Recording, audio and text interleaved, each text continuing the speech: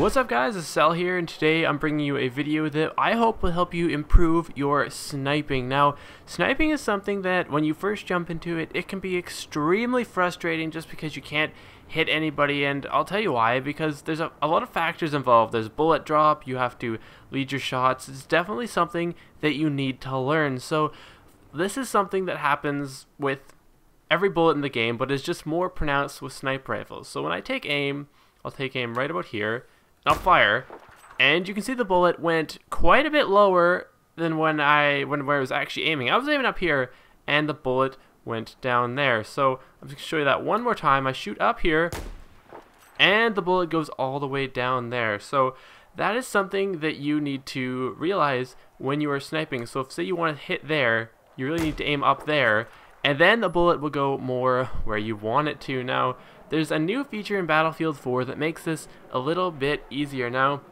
if you see at the bottom middle of my screen, you can see I press V, and right now it says 0 meters. If I press it again, it'll say 200 meters. So now let's try taking a shot. So I aim right about there, and that bullet went pretty much right dead on where I was aiming, because now the reason that happened was because my sight was zeroed for 200 meters, and that was roughly 200 meters away, and that was just a lucky guess. Now, a lot of the time I hear players say, well, I can't really do that because I'm not very good at judging distances, and they're not that great at it. So that's just a reason that they might not even use that feature or even think about it. But I'll tell you, there's an easier way. If you use this little PLD device and you scope in, ignore that little lock on, but I'll aim roughly at the same spot I was shooting the bullets at. Now you'll see right just underneath the middle it says RNG, and on the other side it says 206.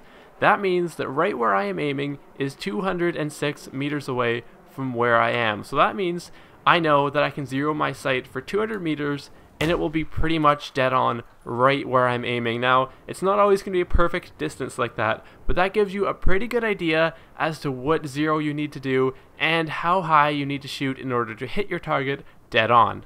Now that's one thing figured out. That's the vertical bullet drop, but there is the horizontal component as well, which only really applies when your target is moving. So if a target is moving and you shoot right at it, you won't hit it because it's moving and your bullet is not moving with it. Your bullet doesn't lock on. You see again, right at it. Well, that wasn't really right at it, but I didn't hit it. So the way you need to overcome this is you need to lead your shot. So if you shoot just a little bit in front, assuming I can actually hit it, there we go, I shot a little bit in front and I hit it. Now you need to really gauge the speed and the distance as well. There's a lot of factors here. So as I said, this is something that you really want to practice if you want to get better at it. I mean, personally, I'm not the greatest recon player because I don't really have a lot of practice with it, and I sometimes get frustrated just because I can't kill anybody. And you see this one in the back, he's moving pretty quick, so you need to lead even more with this guy. Let's see if I can pull this off. No, not quite. You see, there's quite a bit of time from when the bullet is fired to when it gets there, so you really need to think about how fast your target is moving, how far you are away, because the bullet velocity, it's not an infinite speed. The bullet velocities are all set. You can actually check them on Simthic.com.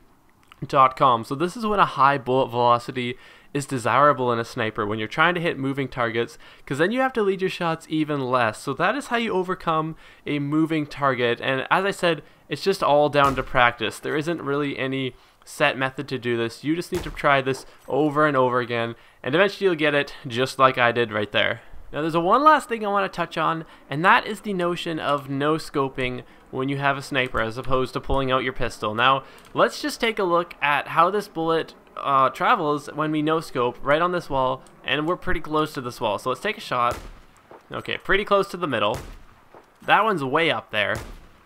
That was to the right. That was even higher up.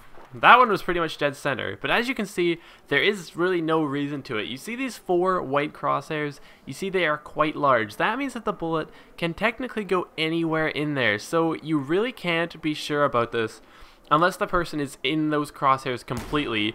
Then you might hit them. But you see these crosshairs are huge, so that bullet can go literally anywhere. So if you're trying to be like a professional no-scoper or something, think twice about that, because it really is all down to luck. I see I move further back, and these bullets are going everywhere, and this is not even a far distance. That's like, I don't know, like 3 or 4 steps. So when you're trying to no scope and you think, what? I was aiming right at him and it didn't work, think again. There's a lot of luck, and while no scopes are cool, the reason they're cool is because they're lucky. And when I say they're lucky, it means they don't happen a lot. So don't expect to start pulling off no scopes left, right, and center and be a good no scoper.